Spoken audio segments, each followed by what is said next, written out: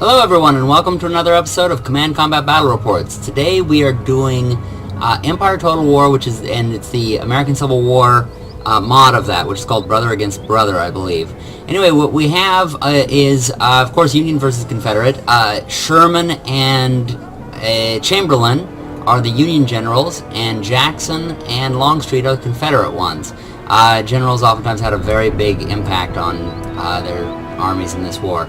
Alright, so we got the 12-pounder howitzer and the light horse artillery. They're coming up to the top of this hill to be able to fire down on the Confederates there. This is Sherman's unit here. Union cavalry over here on their side. Union engineers, looks like they're doing the defensive setup. And over here we got sharpshooters, volunteer infantry, and then the back is the Iron Brigade. So a very basic formation where the sharpshooters are doing the skirmish order at the front, regular line formation behind them, and the elite unit behind them. Looks like that was a pretty bad hit right there with artillery. The Iron Brigade was one of the most elite units of the Union side. And then we got Buford's cavalry and Custer's cavalry back there. So cavalry over here all on the side. Buford's cavalry was the one that held off the Confederates on the first day of Gettysburg. And Custer's cavalry is back there. He's probably most famous for his big debacle at the end. Looks like they're setting up. Yep, Buford's cavalry is setting up in the woods, dismounting their cavalry, and gonna go up there and use them as mobile infantry, which is what they were used for usually. Now here's Jackson's unit. You've got regular infantry all along here, and then Stonewall Brigade. It looks like they're heading over. There's some of their artillery wreaking havoc on the dismounted men there. Looks like what he's doing is he's trying to sort of ignore his direct opponent of Sherman and go right after Chamberlain. I keep messing up his name. I don't know why. He's like a hero at Gettysburg and practically saved the Union. But yeah, it looks like he's just trying to join with Longstreet over there and tackle Chamberlain, which is not a bad idea. Anyway, alright, so over here we got the artillery that's firing. Seems to be doing some work on them. A 12-pounder howitzer, that's what you do with those. A Whitworth over there, and a Napoleon over here firing out of the woods. Now Napoleons were smoothbore artillery, usually better at short range, and things like the howitzer were mostly used to fire over cover and explode over the heads of the enemy, which did a lot of damage to their morale. You can see what kind of range they're shooting at. That's probably rifled artillery of the Union up there. What is that? It's horse artillery. And yeah, 12-pounder howitzer of their own, so they're really firing far there. And the Confederates have Hampton's Legion back here, which is their cavalry.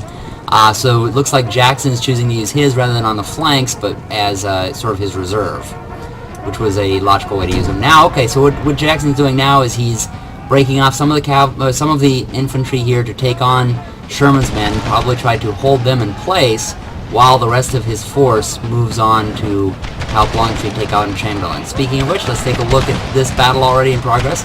This is Longstreet's men, that's the Confederate. He's got the engineers here on the side. Engineers, Gregg's Brigade, which is one of their better units. Gregg's Brigade, regular infantry, and engineers on their flank. The engineers are usually good for defense. They've got Union has volunteer infantry here, some militia. What is that? Oh, colored infantry. Forgive me if don't mean that as a racist thing. It's just that's what they called them back then, so that's why they have them. Here they're actually really good with morale because, of course, they have a lot they're fighting for. They're trying to, not be slaves. Got Union sharpshooters mixed in there. Chamberlain kind of has his men mixed around in there quite a bit. He's got a lot of his men going through cavalry, which is slowing them down. His 20th Maine, that was his actual unit, and militia. So it looks like Chamberlain went with large numbers of militia, which are less good troops, but cheaper, so you get more of them. And he's already lost some colored infantry back there. They were probably right in the middle of everything at the beginning of the battle while I was looking at Sherman's men. And over here we already have a melee going on, and it looks like the Union Lightning Brigade, which is their cavalry. Chamberlain chose that apparently as his cavalry. He's coming in, but it looks like they're passing right on by, and they're probably going to go after the flank of the Confederates, maybe wrap them up from behind. Let's see what happens here.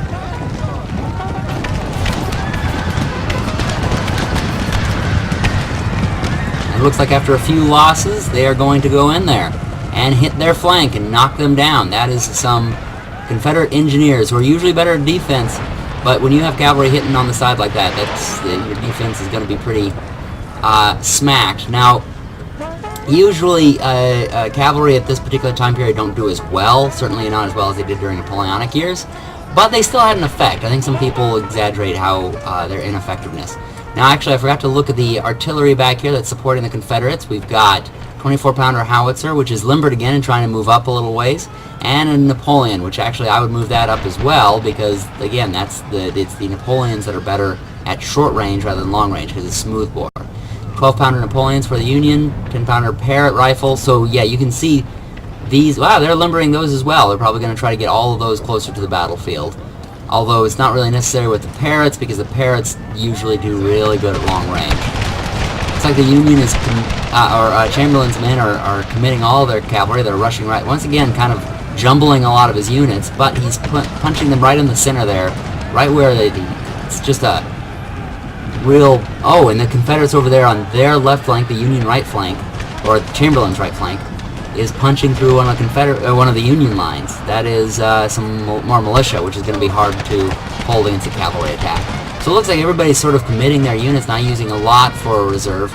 Longstreet is waiting for Jackson to come in. It looks like, yep, Jackson's Stonewall Brigade is, yeah, two units for Stonewall Brigade and a regular infantry have made it. Looks like he put these units out here to stop Sherman's men, so it's just 2 units of his regular infantry are holding off Sherman's entire army, while the rest of his force goes over here to help Longstreet push at Chamberlain, and it appears to be working. You can see all these Union units routing now. Union militia is trying to hold them off here, and it's just a big slugfest right there in the center, which the Confederates may win since they now have a large force. Longstreet was able to commit all of his forces, including... Oh, but now here, okay, that Buford cavalry that went in the middle is able to run around, kind of wreak havoc. But what have we here? It looks like Chamberlain himself has been killed. He probably was in there one of those fights and got himself killed. So that's going to have a bad effect on Chamberlain's men. But it looked like what the Confederates were doing, because the Union cavalry had gotten back there into their rear. I could see over there a little bit earlier that some of Longstreet's men were turning around trying to box them in, and because they were now turned around, you had Union firing at them on the other side. So whichever direction they either had cavalry hitting them in the rear, or Union soldiers firing at them in their rear. So at last, the Union cavalry seems to be wiping them up on that side, or Chamberlain's men. But it's not going to matter a huge amount if in the center here they can't hold it. You got that colored infantry, remember I was telling you about earlier, is holding. Their morale has been holding, but now you have a lot more Confederates there than Union, because most of the militia has gone running. That's going to be Gregg's brigade versus colored infantry, so that's going to be a real tough one right in there. But you got Jackson has made his way there now, so he's going to be adding his morale bonus as well. Chamberlain is nowhere to be found now. He had great morale boosters, but he's gone now. And you got the Vedette cavalry has punched into the Union militia here, so Union militias they're probably going to break there. So Chamberlain's probably going to be breaking here pretty soon. Meanwhile, you got this large force of Sherman's over here, which could be doing a lot. And yes, indeed, they are managing to push back the Stonewall's men, but it's only a small bit of theirs that has slowed them down and held them in place long enough for Longstreet to finish off Chamberlain over there. Meanwhile, actually, you can see over here we got the Confederate cavalry has come up here and hit the Union right in the face. Now, I really don't expect the Confederate cavalry to do much here. There's going to be a melee for a while, but really what they're doing is they're slowing the Union down in this point. They're slowing Sherman down from being able to reinforce Chamberlain over there. They're basically going to try to hold them in place long enough to take Chamberlain completely out of the equation, then Longstreet and Jackson can concentrate solely on Sherman. Yeah, there we go. He's about to lose his cavalry, so Jackson will have lost his cavalry, which is essentially a sacrifice. If any of you play chess, you understand what I mean. You sometimes put forces up there you expect to get taken, but it's a sacrifice in order to accomplish something bigger, and that's certainly what he's doing here. He's now lost his cavalry, but in so doing, he has slowed down Sherman long enough to finish off Chamberlain over here. Now, basically, all that Chamberlain has is his artillery, which has finally slowly moved its way up here, but now they're going to have to unlimber, and they're not going to have any support. So if the Confederates have any cavalry left, they're going to be able to go up and take them, and even if they have infantry, they can go up and take them. So this is going to be very tough for the Union, seeing as Chamberlain only has a little bit of artillery left and no forces to support them. While meanwhile, Sherman is going to pretty much have to fight this whole battle on his own now. Now he's got, once again, he's got this cavalry over here to protect his flank. Looks like he's coming up on the hill, and he's already getting hit by artillery over there. And he's got this line that is jutted out a little bit to the left. You got the Union Iron Brigade there, and the rest of it along here, creating almost sort of a J there, a backwards J, to line up on the hill and refuse the flanks on the left. While meanwhile, yeah, that's the Union Iron Brigade is up on the hill, firing back, which is probably a wise idea. You want to have your lesser units up front to sort of take some of the hits, and your stronger units a little bit back and up on a hill to fire down over them. However, they had to commit their Iron Brigade there on the left. Oh! Over here on the left, it looks like the Chamberlain's artillery is firing at close range, firing some of their canister down on them and taking out a lot of Confederates, but their morale is really wavering. That's the Napoleon, so they are good at short range. So they can do a lot of damage at short range, but of course when they're close enough within rifle range, yeah, the individual men get hit, and there aren't that many of them, so now they are retreating. So they've lost their Napoleons. It is going to be entirely up to the Parrott rifle. Now at least, now they're kind of doing the same thing though to the remnants, the Stonewall Brigade and these guys over here that Jackson was doing earlier to Sherman. They're at least slowing them down and keeping them from being able, even though they're going to lose all this artillery, they are indeed slowing them down and keeping them from being able to commit everything over there at Sherman right now. But it doesn't look like they're even committing anything to Sherman at the moment. It looks like they're just holding him in place until they finish off this artillery so they can then bring him in. And it looks like Jackson personally is going to come in here and finish off this artillery all by himself. And there he goes. That is Jackson and his men. Oh, but it looks like he might have been, it looks like Jackson himself got killed while taking out that artillery. Probably ran into someone's stick or something. Well, that was no good for him. So now all we have is Longstreet versus Sherman. At two corners. Sherman looks like he's holding Buford's cavalry up here in reserve. He's got them, the Buford's cavalry up on the top, and the Union cavalry, regular Union cavalry, behind the hill to keep them safe, because you can see from this angle, can't see the other ones. I'm not sure quite why he has Buford's cavalry up there, probably just ready to come down on them at a moment's notice. And over here on the far right, the sharpshooters have come out of the woods, and they are slowly pushing their way at the Confederate infantry.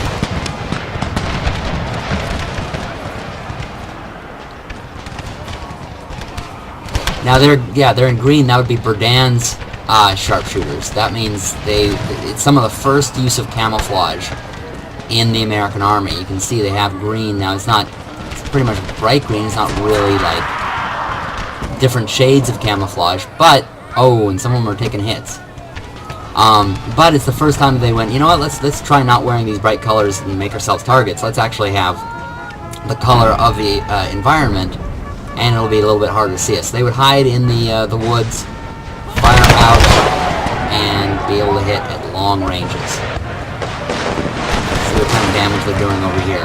Now they're mainly good at causing hits at a long range, but not really good at melee. So the Confederates, probably the best thing they can do is get in close and take out Berdan's raiders, or Berdan's sharpshooters. I think there's another name for that. You can put that in the comments. I know that there's something more. It's not just Berdan's sharpshooters.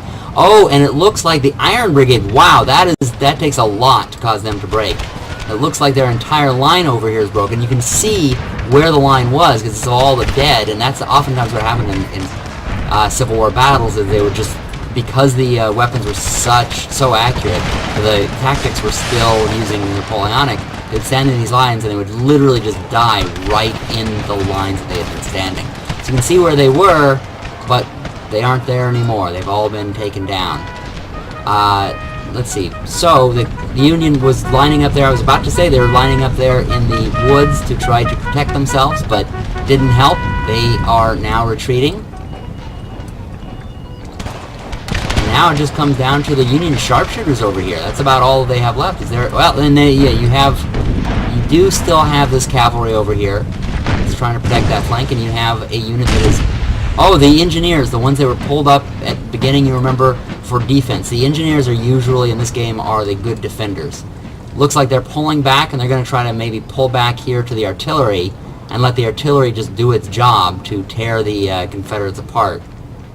It's the light horse artillery that's up here. Do we have any heavier artillery? Or have they been knocked out? Oh, here we go. 12-pounder howitzers. So they're going to be counting on the light horse artillery and the howitzers to do its job. And you have some Union cavalry that's pulling back. And what have you got here? Oh, and it looks like the sharpshooters have at last broken and they are retreating. The Confederates, meanwhile, have got regular infantry, Stonewall Brigade, Confederate engineers, Stonewall Brigade, Gregg's Brigade. Oh, no, Jackson is still alive. Okay, there we go. It must have been Longstreet that was killed somewhere. So it's going to be Jackson versus Sherman. That's interesting. That entire flank that was over here is basically done for now. All of Chamberlain's men have run and he is dead, and Longstreet's men have run and he is dead. So you're left with some remains of Longstreet's men, such as Gregg's Brigade. That's probably about it. And then you got the Stonewall Brigade with some regular infantry and Buford's cavalry. I think that was Longstreet's. Confederate engineers, and the engineers are taking the brunt of the attack up front, followed by Stonewall Brigade and some regular infantry, while the Union cavalry and Union engineers try to hold them off along with their artillery. So that's what it's going to come down to. Let's see if they can do it. See if the Stonewall Brigade can break through them. And I think all the Confederate artillery is done for, because I saw the Union in there a little bit ago. They were they sent in some cavalry to take them out.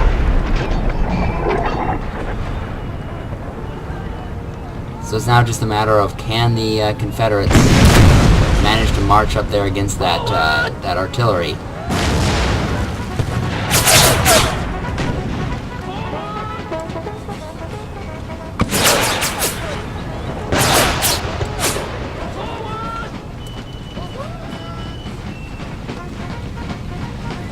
Let's see what it's like marching along with them. This would be tough. Say you're in the second line here. Oh, you're in the Confederate engineers. Oh, okay. Well, it looks like what the Union is doing is they're sending some cavalry over here to threaten the flank. This is probably a pretty smart move. Convince the Confederates to put their flank to your artillery, and they have the engineers trying to hold this hill.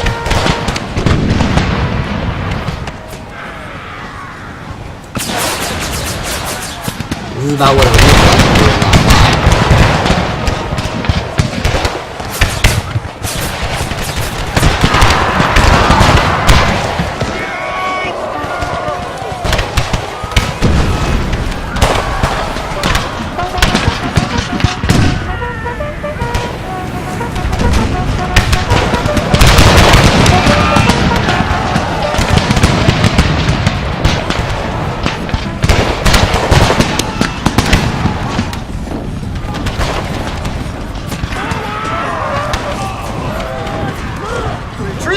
Sure where Jackson's going over there.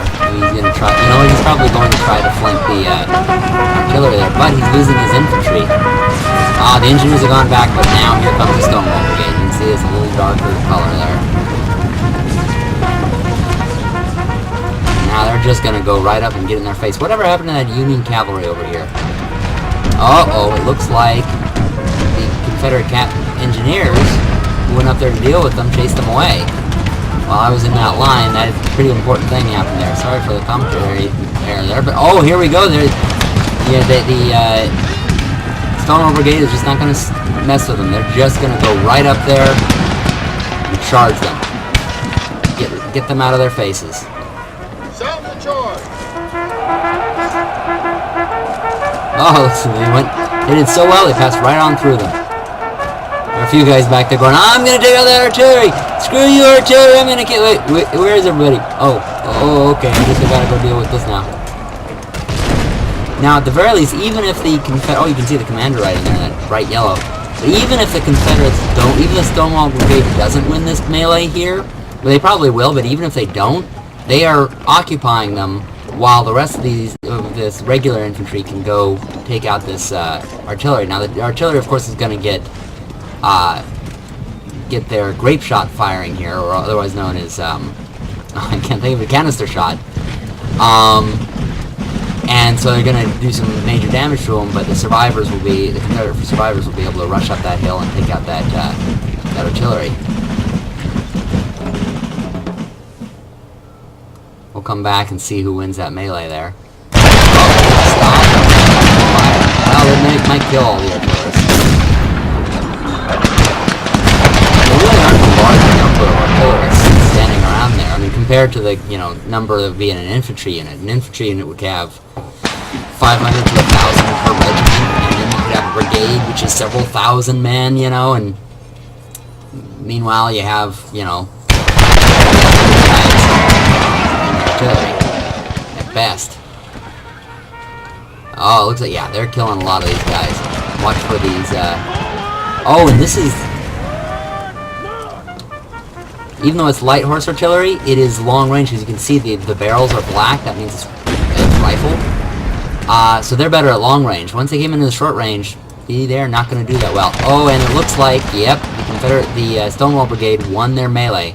Looks like there's even fewer of them than the Union guys, but their morale is so good. I mean, Stonewall Brigade they're the ones that got their name at the first Battle of Bull Run, where they just wouldn't run. Basically, everybody else was running, but they stood there like a stone wall. And in fact, General B, who said, look at Jackson standing there like a stone wall. Anyway, that's it. Thank you all for watching. You notice I played on one of them, the CPU played on the others, just because it's hard to find players on the Civil War game. But I would definitely call that a Confederate victory. He calls it a draw because we reached the time limit, but yeah, it was definitely a Confederate victory. The Union only had the artillery left. So thank you all for watching. Be sure to subscribe. Watch us on CommandCombatReports.com. Watch us on